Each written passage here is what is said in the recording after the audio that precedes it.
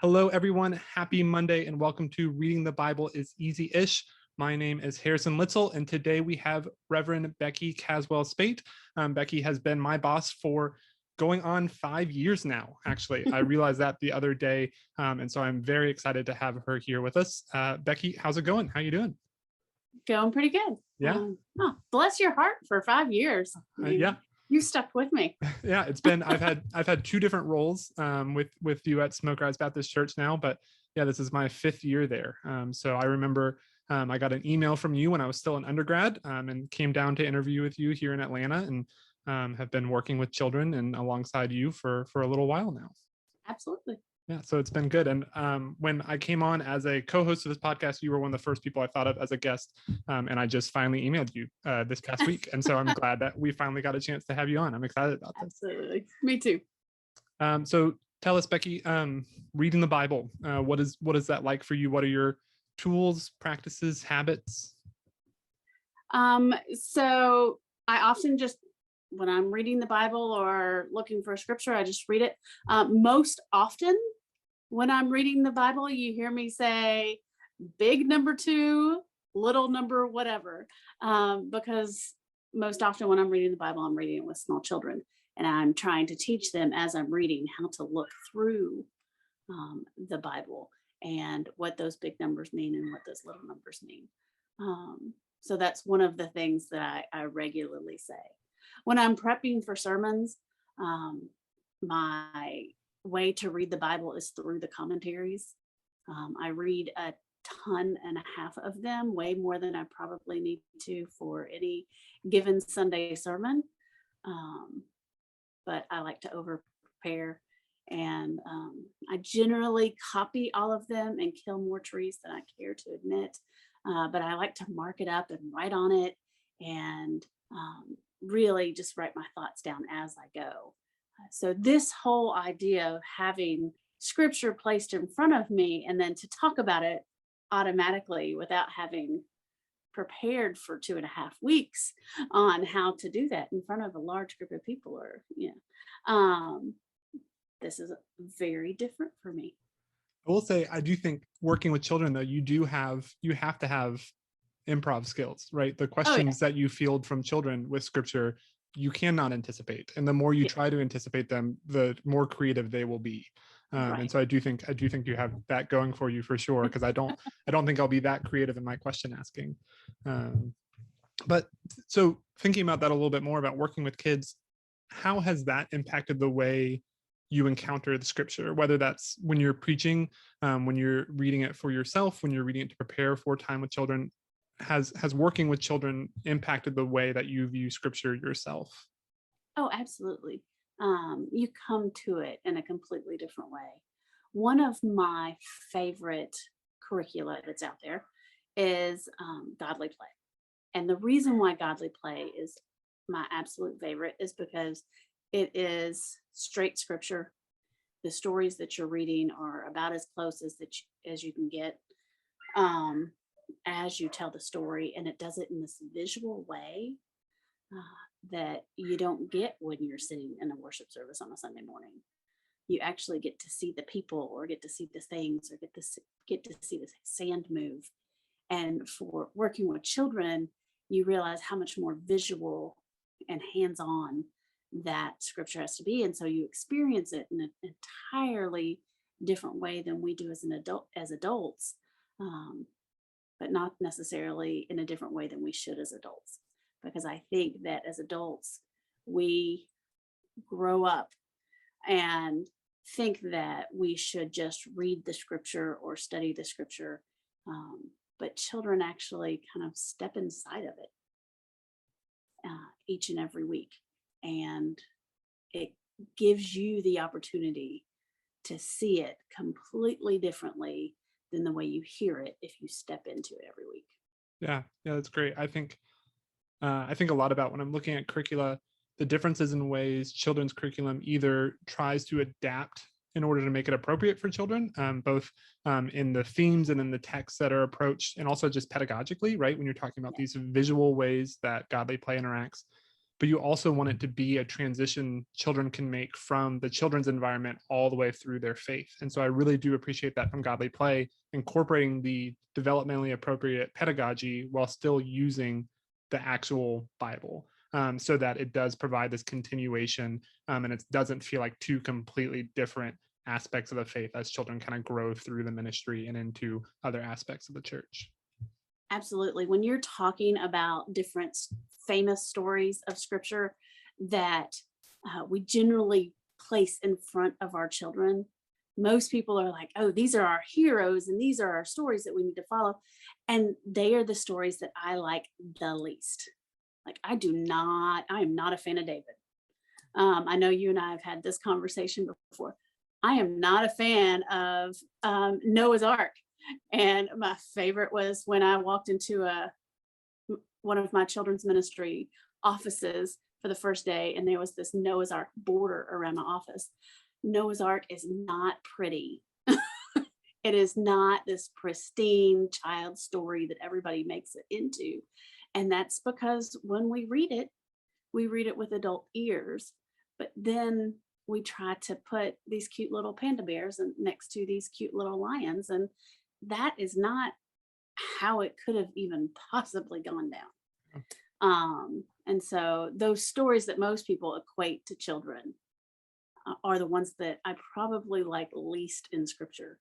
I also, for a children's minister, the Old Testament is my favorite over the New Testament, which is often very unusual. But I like the drama and the story and what it teaches us and how it prepares us for Christ throughout the story that is woven throughout the Old Testament. Yeah, that's great. We on this podcast, we're big fans of story in the Bible, and we can talk about stories. We generally enjoy that more than some of the more didactic aspects of the Bible. And which really helps us segue into our passage for today, because we're going to be talking about Job chapter 1. The lectionary for this coming week is Job chapter 1, verse 1, and then we skip over to chapter 2, verses 1 through 10. So that will be our passage for this week. Becky, you mentioned the NRSV was kind of the version that you go to the most. And so that's what we will read from this today. So we'll be in Job chapter 1, verse 1, and then skip over to Job chapter 2. This is what it says. There once was a man in the land of Uz whose name was Job. That man was blameless and upright, one who feared God and turned away from evil. Moving over to chapter 2. One day the heavenly beings came to present themselves before the Lord, and Satan also came among them to present himself before the Lord. The Lord said to Satan, "Where have you come from?" Satan answered the Lord, "From going to and fro on the earth, and from walking up and down on it." The Lord said to Satan, "Have you considered my servant Job? There is no one like him on the earth, a blameless and upright man who fears God and turns away from evil. He still persists in his integrity, although you incited me against him to destroy him for no reason." Then Satan answered the Lord, "Skin for skin, all that people have they will give to save their lives. But stretch out your hand now and touch his bone and his flesh, and he will curse you to your face." The Lord said to Satan, "Very well, he is in your power, only spare his life." So Satan went out from the presence of the Lord and inflicted loathsome sores on Job from the sole of his foot to the crown of his head. Job took a potsherd with which to scrape himself and sat among the ashes. Then his wife said to him, "Do you still persist in your integrity? Curse God and die." But he said to her, "You speak as any foolish woman would speak. Shall we receive the good at the hand of God and not receive the bad?" And all this, Job did not sin with his lips. All right, Becky, I will set our timer here for us. And I will ask you what stands out to you from this passage. What did you hear? What strikes you? All righty. Well, the first thing I thought, or when you told me that we were reading Job, was when I agreed to this, I thought in my head, this sounds great as long as he doesn't give me Job. Oh, really? Yes. Wow, that's So great. there's great irony in the very first thing. And I hadn't looked at the lectionary or even thought to go to the lectionary to look at what you were saying. But wow, how Job connects with what is going on with people in the world right now. Pandemic aside, because that has been talked to death, and everybody is struggling from it. But all of the individual things that people are struggling from over and over and over again, the people that I minister to daily, it's heartbreaking. The teenagers that are hurting, um, in my own home, as well as in the homes of all of my friends and family and acquaintances. Um, these kids are in pain. And so the thing that sticks out to me is God giving Job over to Satan. Because for a lot of those people right now, it's got to feel that way. And I don't believe in any way that God actually gives people over to Satan. I don't believe God causes pain on our life for the sake of causing the pain. And that's how this starts out. But someone walking it, someone going through it, someone writing about their experience of it, I could see where they would feel that way. It's not unusual for me to hear things like, I don't know where God is right now. I am struggling to worship God right now because of the struggles that people are going through. And you have to understand that, especially with the stories that we hear. And you go into Job and you listen to the stories. I mean, sores on your feet. That in a time when you did nothing but walk. There were no scooters to get you off your feet. If you're hurt now, you put a scooter and you just keep going, and it's okay. But then there was no getting away or getting around that. You just sat, or you walked and experienced pain after pain after pain with each step. I think our families right now are experiencing pain after pain after pain with each step. And so pulling out a story like Job isn't where I would start with them. Yeah. Because the whole goal is comfort. And when you're reading this scripture, where is there a comforting God in this other than spare his life? But at some point, when something has happened to your wife and all your children, and you've lost your job, and you've got sores on your feet, and you've got situation after situation, what life is it? What's the point if you're in nothing but constant misery? So if I were going to the lectionary, and I'm a lectionary preacher whenever I preach, which I only do guest preaching, so it's not a week after week situation, I still go to the lectionary. I would, for this time and for this place, I wouldn't go here. And that would be why. But instead, the piece that I would go to, if I were stuck with this and had to, would be that he took his portrait with which to scrape himself and sat among the ashes. In his deepest pain and in his deepest sadness and loneliness and frustration, his anger with his wife and his family, and his obvious chronic illness that he had, he just sat. But the thing is, he didn't sit alone. Christ was with him in the midst of, God was with him in the midst of those ashes. And that's where we find our hope, is even when we're sitting among the ashes, God sits with each and every one of us. So that's what stuck out. Yeah. I appreciate that. I do think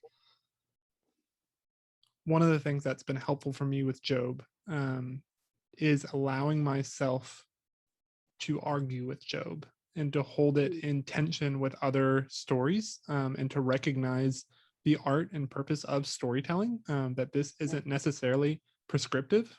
This isn't necessarily telling us this is how, anytime we feel pain, this is how God acts.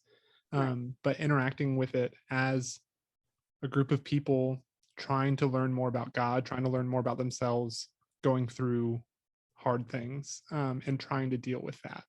And interacting with it with this in a story in that way, and arguing with it at times. And so I appreciate you kind of giving that space as well, of saying maybe when we feel most like Job is a time that we don't read Job.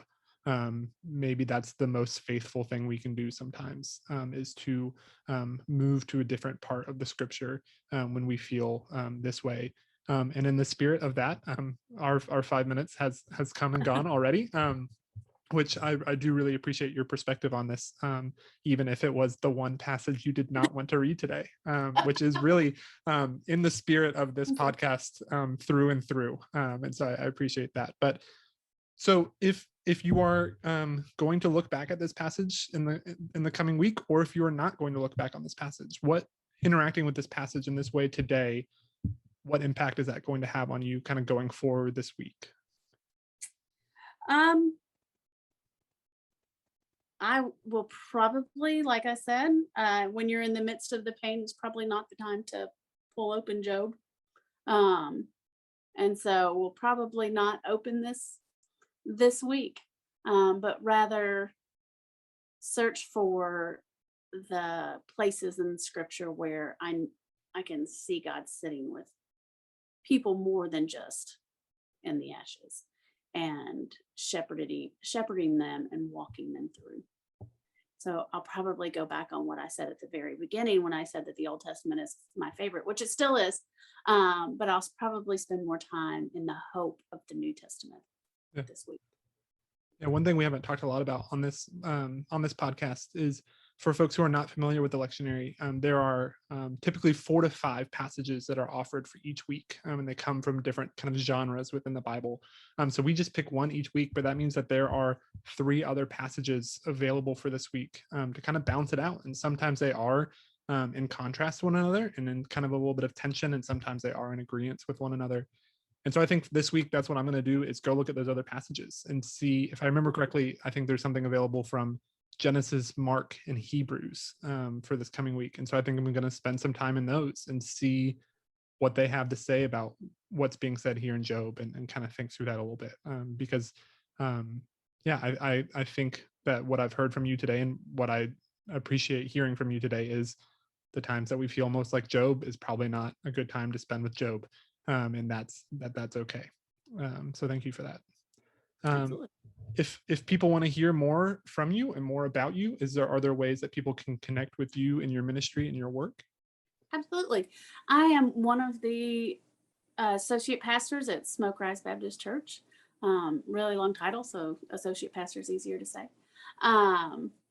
And you can find me at smokerisebaptist.org, or on our Facebook page. There's a Smoke Rise Baptist Church, as well as a Smoke Rise Baptist Children's page. Both are fairly active from day to day, and you can see what I'm doing there and what we are doing with the children, and how we are trying to live out the scripture that we read each and every week. Yeah, and I do encourage people to do that. As listeners know, I am on staff there at Smoke Rise with Becky, and I've just learned a lot from her and her ministry these last 5 years that I've been working there. And so I do encourage folks to check out all the things going on there. And so that is it for this week. If you have stuck with us this far, we do encourage you to like and share and subscribe in all the ways that you can, wherever you have found us, whether it's podcast or on Facebook or YouTube.